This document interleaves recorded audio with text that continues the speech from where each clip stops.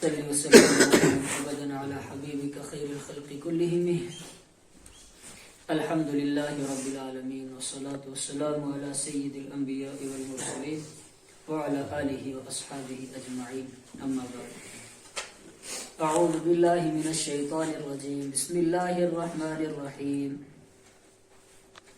والسماء بنيناها بأيد وإنا لموسعون والأرض فرشناها فنعم الماهدون ومن كل شيء خلقنا زوجين لعلكم تذكرون ففروا إلى الله إني لكم منه نذير مبين صدق الله العظيم. ہمارا سبق چل رہا تھا سورہ زاریات کا، اور سورہ زاریات کے پہلے رکوع کے اندر ہم نے سنا آخرت کے احوال کو، کچھ مختصر بیان ہوئے، اور اس کے ساتھ ساتھ اللہ کی نعمتوں کا ذکر سنا کہ جنت میں متقی جائیں گے، ان کو کیا کیا وہاں انعامات ملیں گے. اور پھر دوسرے رکوع کے اندر نہ ماننے والوں کے انجام کو سنا کہ دنیا کے اندر ان کا انجام کیا ہوتا ہے. مختصراً وہ بھی سنا ہم نے کہ جو نافرمان ہوتے ہیں، نہ ماننے والے ہوتے ہیں، تو دنیا کے اندر ان کا انجام کیا ہوتا ہے. 2 رکوع ہو گئے، اور تیسرے رکوع کے اندر ان دونوں کا نچوڑ بیان کیا، دونوں چیزوں کا نچوڑ بیان کیا، نہ ماننے والوں کو بھی بیان کیا، اور پھر اپنی نعمتوں کا بھی ذکر کیا، قدرت کی نشانیوں کا بھی ذکر کیا. اور شروع ہوتی ہے، تیسرے رکوع کی شروعات ہوتی ہے اللہ رب العزت کی قدرت کی نشانیوں سے. کیا؟ والسماء، اور آسمان، بنیناہا، ہم نے اس کو بنایا، اور آسمان کو ہم نے بنایا بِأَيْدٍ، ہاتھوں سے. ہاتھوں سے مراد اپنی طاقت کے ذریعے سے. وَإِنَّا لَمُوسِعُونَ، اور ہم ہی ہیں اس کو کشادہ کرنے والے. کس کو؟ آسمان کو بنایا بھی ہم نے، اور ہم ہی اس کو کشادہ کرنے والے ہیں. وَالْأَرْضَ فَرَشْنَاهَا، وَالْأَرْضَ، اور زمین، فَرَشْنَاهَا، ہم نے اس کو کیا کیا؟ بچھایا. فَنِعْمَ الْمَاهِدُونَ، تو کتنے اچھے ہیں ہم بچھانے والے. وَمِن كُلِّ شَيْءٍ، اور ہر چیز میں سے، خلقنا، ہم نے بنائے، زوجین، جوڑے. ہر چیز کی کیا بنائے؟ جوڑے بنائے. لَعَلَّكُمْ تَذَكَّرُونَ، تاکہ تم نصیحت حاصل کرو. کیا مطلب؟ اور اگلی آیت میں سن لیں، فَفِرُّوا إِلَى اللَّهِ، تو تم دوڑ پڑو اللہ کی طرف. إِنِّي لَكُمْ مِنْهُ نَذِيرٌ مُبِينٌ، بے شک میں تمہارے لیے منہ، اس کی جانب سے. کس کی طرف سے؟ اللہ کی طرف سے. نذیر مبین، کھلم کھلا ڈرانے والا. دیکھو ہم نے سورہ قاف شروع کی تھی، تو میں نے عرض کیا تھا کہ آگے تک ایک ہی مضمون چلے گا. کیا؟ مرنے کے بعد دوبارہ زندہ ہونا ہے. تم چاہے جتنا مرضی انکار کرو، لیکن یہ طے ہے کہ مرنے کے بعد کیا ہونا ہے؟ دوبارہ زندہ ہونا ہے. آسمان کا بنانا، زمین کا بچھانا، اور پھر زمین کے اندر ہر طرح کی چیزوں کا رکھنا.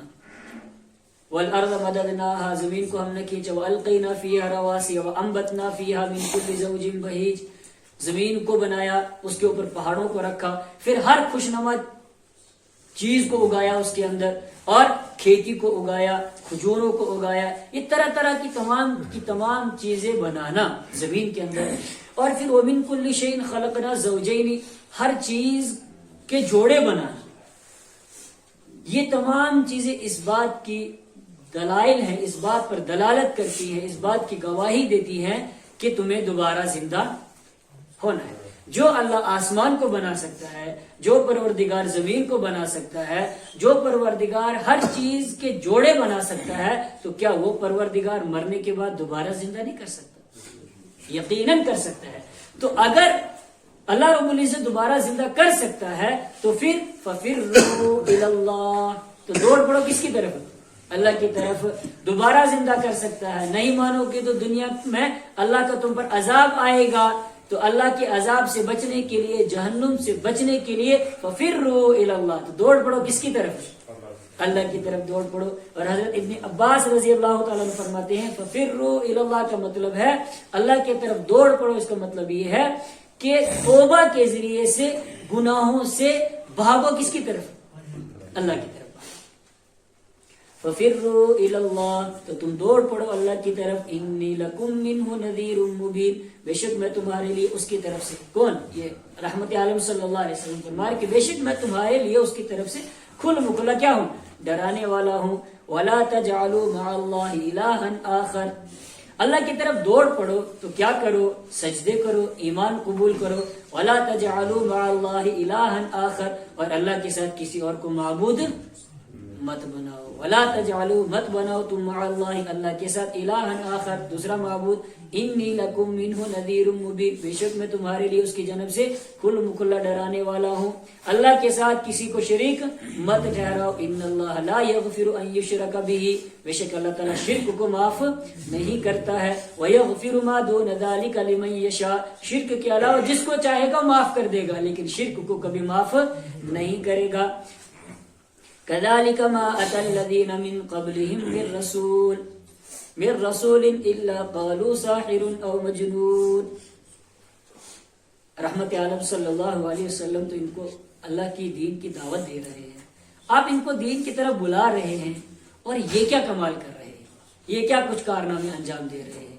کبھی آپ کو ساحر کہتے ہیں, کبھی آپ کو مجنون کہتے ہیں.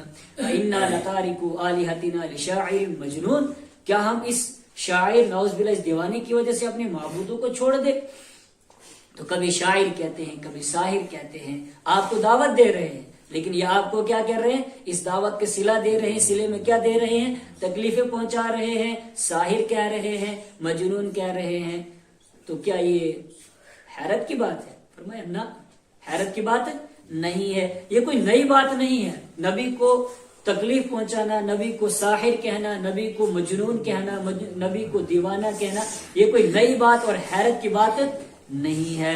اور دوسری بات کہ داعی کو مارنا پڑے اور داعی پر حالات نہ آئے یہ حیرت کی بات ہے. کیا ایک آدمی دعوت دے رہا ہے اور اس پر حالات نہیں آ رہے ہیں, اس کو مار نہیں پڑ رہی ہے, اس کو تکلیفیں نہیں پہنچ رہی ہیں, یہ حیرت کی بات ہے. کیوں؟ اس لیے کہ داعی پر حالات کا آنا یقینی ہے. داعی کو مار پڑنا یہ کیا ہے؟ یقینی ہے.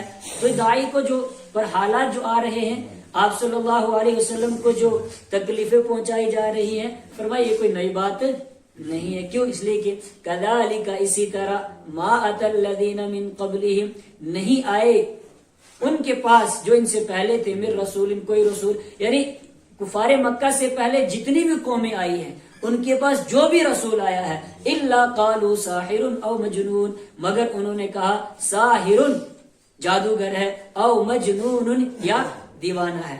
یعنی ان سے پہلے جتنی بھی قومیں آئی ان کے پاس جتنے بھی نبی آئے ان سب نے اپنے نبی کو کیا کہا؟ یہ مجنون ہے, یہ دیوانہ ہے, یہ ساحر یعنی جادوگر ہے. اتواصوا به ایک آتا ہے تو کیا وہ مرتے مرتے یہ وصیت کر کے جاتا ہے کہ جب دوسرا نبی جب نبی آئے گا تمہارے دل میں تو اس کو ساحر کہنا, اس کو جادوگر کہنا, اس کو دیوانہ کہنا. جب وہ مرتی ہے تو وہ اگلوں کو وصیت کرتی ہے, وہ مرتے ہیں تو اگلوں کو وصیت کرتے ہیں. اتواصوا به کیا وہ ایک دوسرے کو اس کی وصیت کرتے ہیں؟ فرمایا نہ, وصیت نہیں کرتے ہیں. بل نہیں وصیت نہیں کرتے ہیں. پھر کیا کرتے ہیں؟ ہم قوم طاغون وہ سرکش لوگ ہیں. وہ کیا ہے؟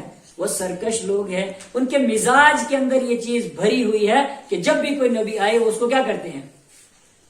اس کو ساحر کہتے ہیں, اس کو مجنون کہتے ہیں. ان کا مزاج آپس میں ایک دوسرے سے ملتا ہے. سرکش لوگ ہیں تو سرکشی کی وجہ سے ان کا آپس میں ایک دوسرے سے کیا کرتا ہے؟ مزاج ملتا ہے. تو جب یہ ساحر کہتے ہیں, دیوانہ کہتے ہیں, فتول عنہم تو آپ ان سے منہ موڑیے. فتول عنہم آپ ان سے منہ موڑ لیجئے. فما انت بملوم تو آپ نہیں ہیں ملامت کیے ہوئے. منہ موڑنے کا کیا مطلب؟ آپ ان کو دعوت دینا ہی چھوڑ دیجئے. فرمایا نہ, دعوت دینا چھوڑنا نہیں ہے. دعوت تو دیتے رہیے مگر ان کے ساتھ الجھنا کیا کر دیجئے, چھوڑ دیجئے. وذکر اور آپ نصیحت کرتے رہیے. یہ تو مانتے ہی نہیں ہے کافر, یہ تو نافرمان مانتے ہی نہیں ہے، تو پھر نصیحت کس کو کریں؟ نصیحت کو تو فائدہ ہی نہیں ہوگا ان کو. فرمایا وذکر، آپ نصیحت کیجئے، فإن الذکرى، تو بے شک نصیحت کرنا، تنفع المؤمنین، ایمان والوں کو نفع دیتا ہے. یہ مانے نہ مانے، یہ نصیحت حاصل کرے نہ کرے، ان کو تو فائدہ نہیں ہوگا، لیکن کم سے کم جو ایمان والے ہیں ان کو کیا کرتے رہیے آپ؟ نصیحت کرتے رہیے. کیوں؟ اس لیے کہ ایمان والے نصیحت سے کیا اٹھاتے ہیں؟ فائدہ اٹھاتے ہیں. جو نصیحت سے فائدہ نہ اٹھائے سمجھو وہ ایمان میں داخل نہیں ہے. کیوں؟ اس لیے کہ قرآن کہہ رہا ہے کہ نصیحت سے فائدہ کون اٹھاتا ہے؟ ایمان والا نصیحت سے فائدہ اٹھاتا ہے. وذکر، آپ نصیحت کیجئے، فإن الذکرى، تو بے شک نصیحت کرنا، تنفع المؤمنین، ایمان والوں کو نفع دیتا ہے. اللہ تعالی ہمیں بھی نفع حاصل کرنے کی توفیق عطا فرمائے. آخر دعوانا ان الحمدللہ رب